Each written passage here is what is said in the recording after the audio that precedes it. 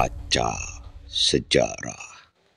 Apa yang terlintas di benak sahabat kasar saat mendengar nama Gajah Mada? Ijazah palsu, Roy Suryo, atau sosok bertubuh tinggi besar layaknya gajah merah? Ups, ya, tokoh yang akan kita bahas kali ini adalah salah satu figur yang menginspirasi bagi para pendiri bangsa seperti Bung Karno dan Muhammad Yamin. Gajah Mada, seperti manusia pada umumnya, di balik kisah besarnya, Gajah Mada juga menyimpan sejumlah kontroversi yang mungkin belum banyak sahabat ketahui. Langsung saja, berikut 5 fakta kontroversial Mahapatih Gajah Mada. 1.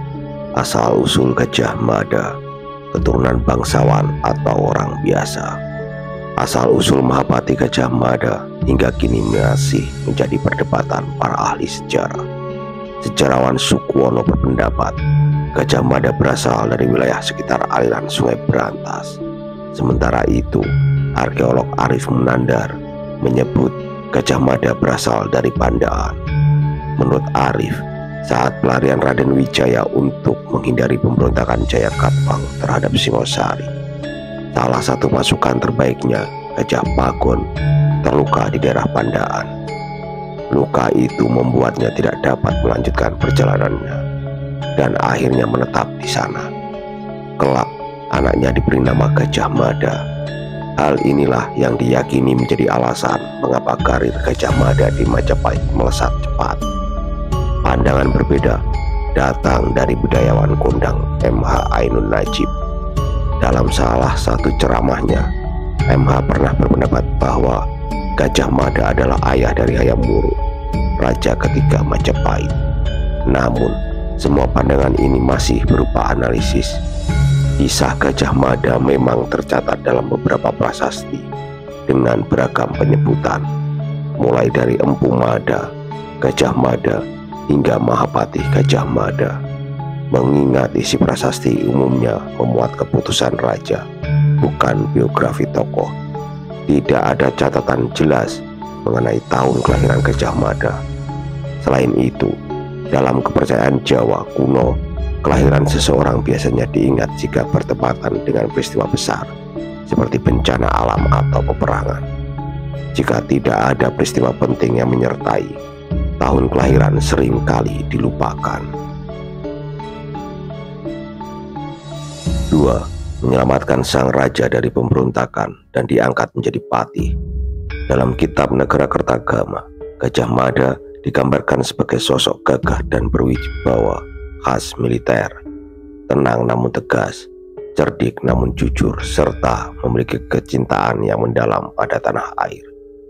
Ketika Majapahit baru berdiri, Gajah Mada memulai karirnya sebagai kepala bekel atau kepala pasukan Bayangkara yang hanya berjumlah 15 orang. Pada masa itu, kerajaan menghadapi berbagai pemberontakan, mulai dari akhir pemerintahan Raden Wijaya hingga masa awal Raja Raden Jayanegara. Beberapa pemberontakan besar yang terjadi di antara lain pemberontakan Ronggolawe, Lembu Sora, Nambi, hingga Rakuti. Nama terakhir bahkan sempat menguasai kerajaan dan hampir membunuh Raja Jayanegara. Dalam situasi genting itu, Gajah Mada berhasil menyelamatkan sang raja dan membawanya ke tempat yang aman. Selama masa pengasingan, Gajah Mada mendengar kabar bahwa rakyat mengetahui Jayanegara telah digulingkan.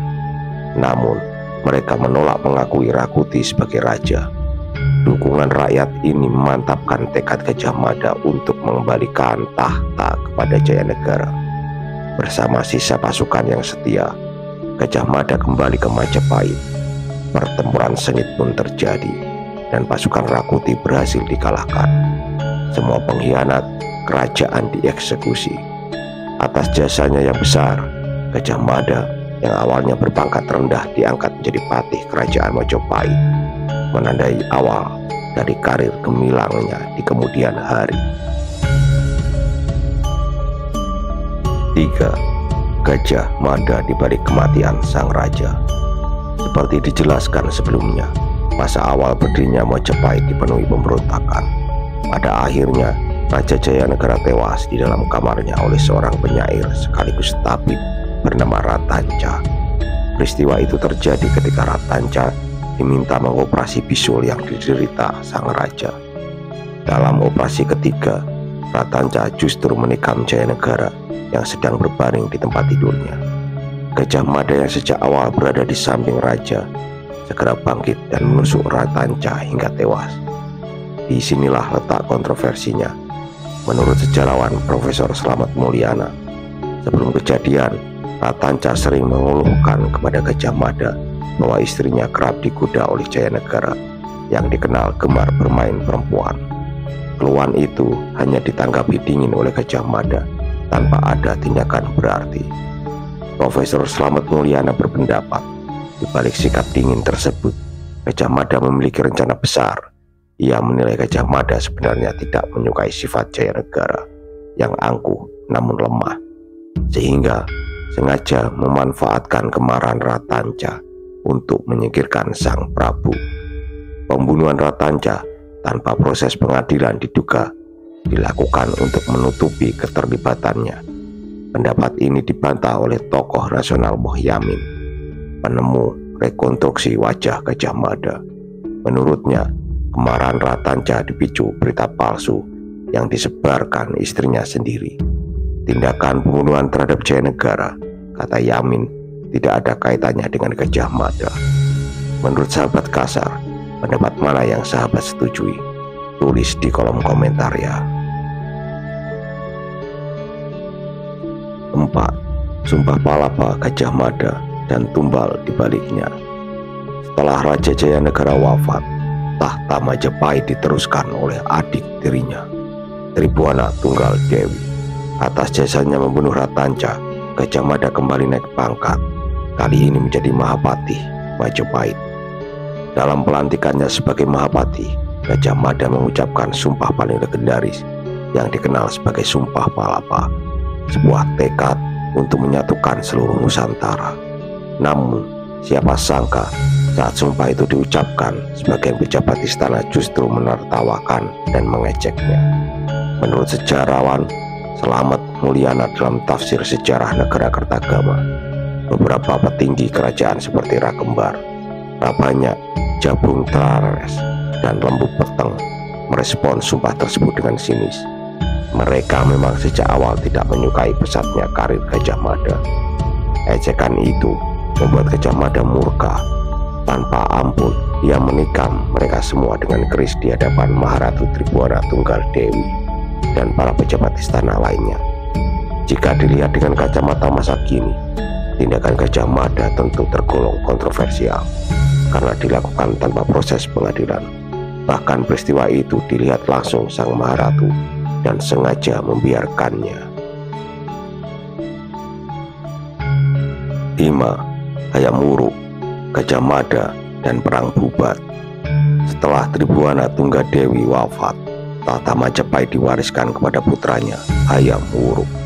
Ia dikenal sebagai raja terbaik dalam sejarah Majapahit. Pada masa pemerintahannya, peran Gajah Mada semakin besar.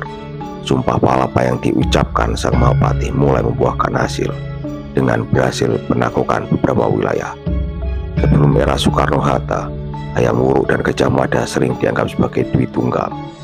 Pertama yang tak terpisahkan, sang raja berperan sebagai kepala negara, sedangkan Gajah Mada memegang kendali pemerintahan.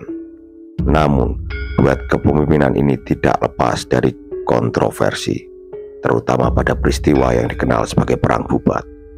Menurut Kidung Sunda, perang itu bermula ketika Prabu Hayam Wuruk berniat menikahi Dyah Pitaloka, Citra Resmi, putri kerajaan Sunda, untuk dijadikan permaisuri. Lamaran tersebut diterima dan rombongan besar kerajaan Sunda berangkat ke Majapahit untuk menghadiri pernikahan agung.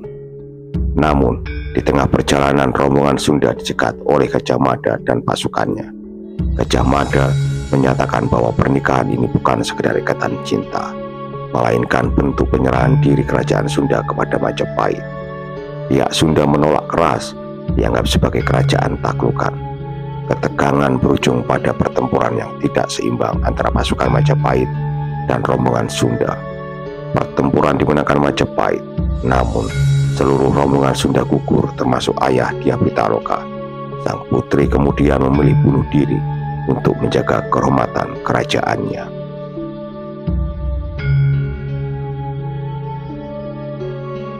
Bagi sebagian masyarakat Jawa, Gajah Mada diyakini meninggalkan dunia dalam keadaan moksa. Namun, dalam karya sastra Negara Kertagama yang ditulis Empu Prapanca, disebutkan bahwa Gajah Mada wafat secara normal seperti manusia pada umumnya. Kabar duka yang membuat Prabu Hayam Wuruk sangat bersedih, sebab ia menyadari tidak akan ada lagi seorang patih sehebat Gajah Mada. Bagaimana menurut sahabat Kasar? Sosok seperti apa Gajah Mada dalam pandangan sahabat? Bagikan komentar sahabat di kolom komentar. Jangan lupa like, subscribe, dan bunyikan loncengnya.